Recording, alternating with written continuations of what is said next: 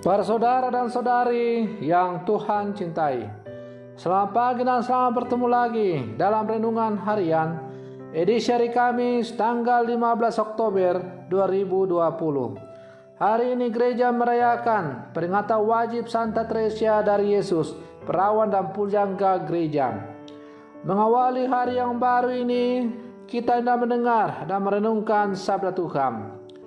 Marilah sebelum kita mendengar dan merenungkan sabda Tuhan, kita berdoa.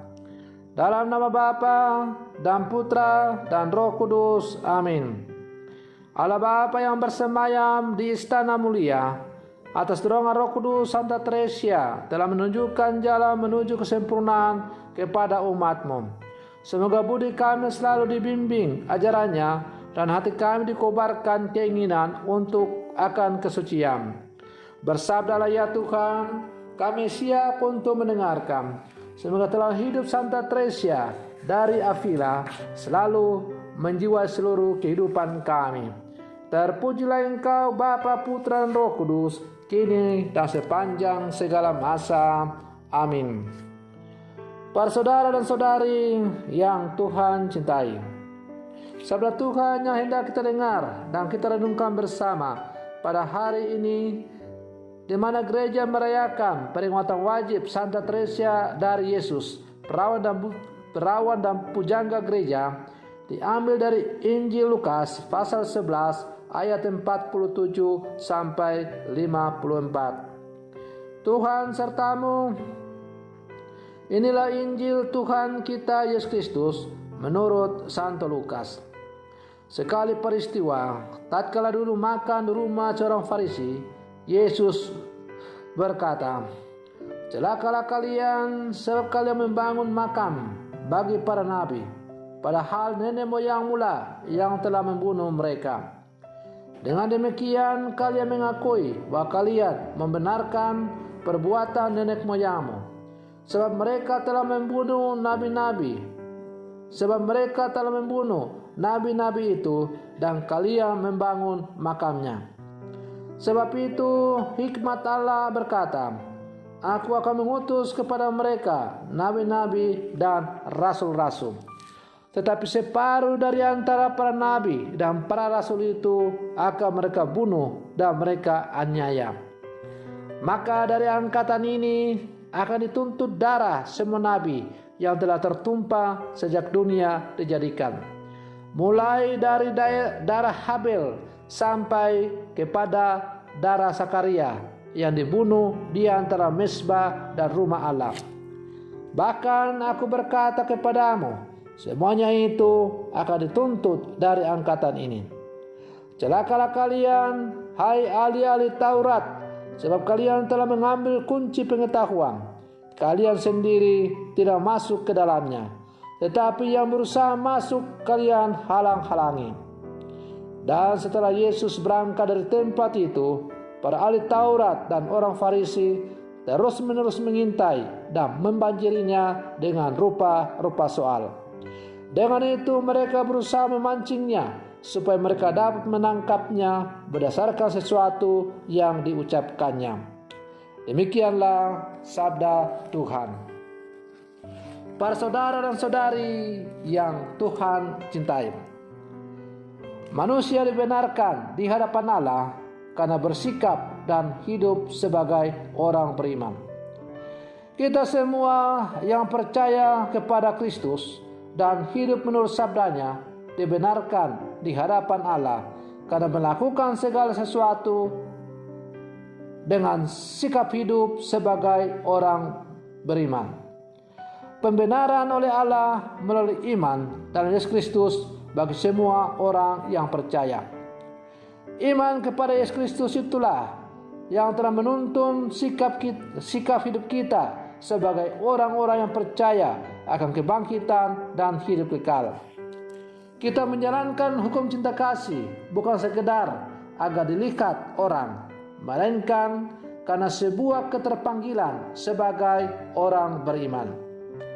Para saudara dan saudari yang Tuhan cintai, dalam bacaan Injil hari ini kita mendengar Yesus yang secara kritis memberikan pernyataan yang keras untuk menegaskan kebenaran dalam menghayati nilai-nilai iman yang diajarkan di dalam agama kita sebagai orang Kristen atau Katolik.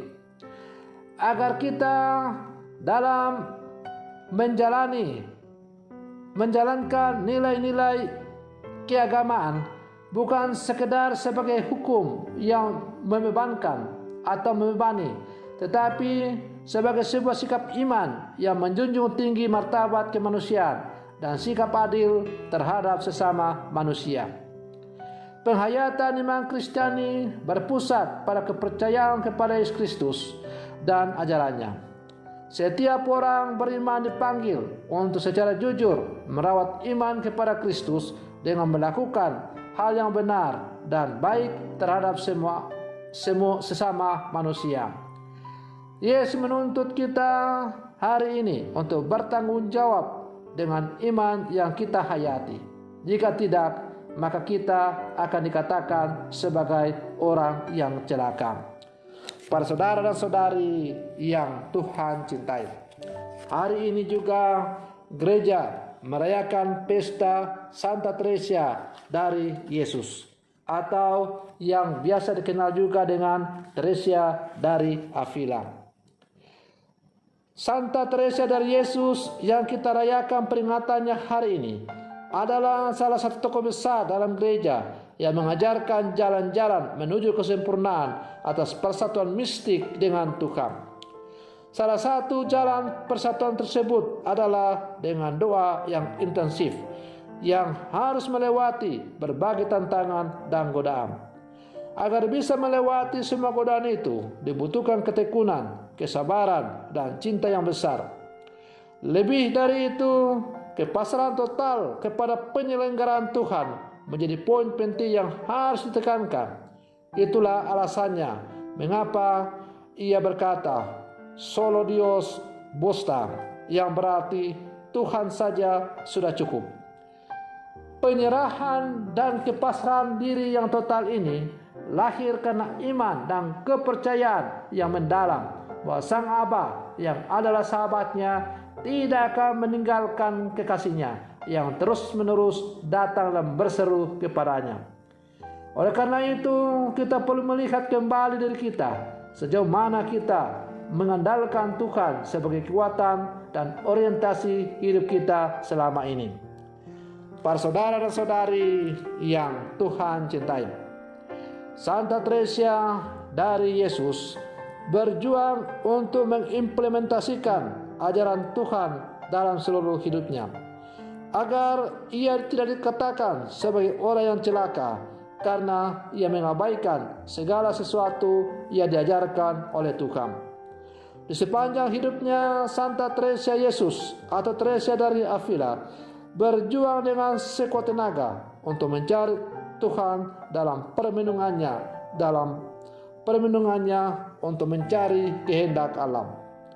Maka kalau pada hari ini kita merayakan pesta Santa Teresia dari Yesus atau Teresia dari Avila, kita diajak supaya dalam seluruh kehidupan kita sebagai orang-orang beriman, orang-orang Katolik, kita sungguh-sungguh menjalankan ajaran iman kita sebagai orang Katolik, bukan supaya dipuji, disanjung, supaya dikagumi, tetapi supaya melalui kesaksian hidup kita semakin dekat dengan Tuhan, semakin mencapai kesempurnaan seperti yang dikehendaki oleh Yesus. Hendaklah kamu sempurna seperti Bapamu di surga sempurna adanya.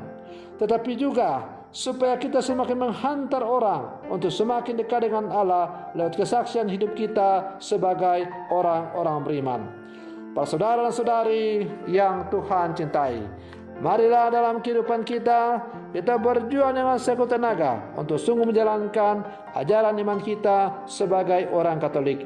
Semoga di zaman ini kita semakin layak disebut sebagai murid-murid Yesus yang sejati dan bukan sebagai murid yang dikatakan sebagai orang celaka karena tidak setia kepada Tuhan.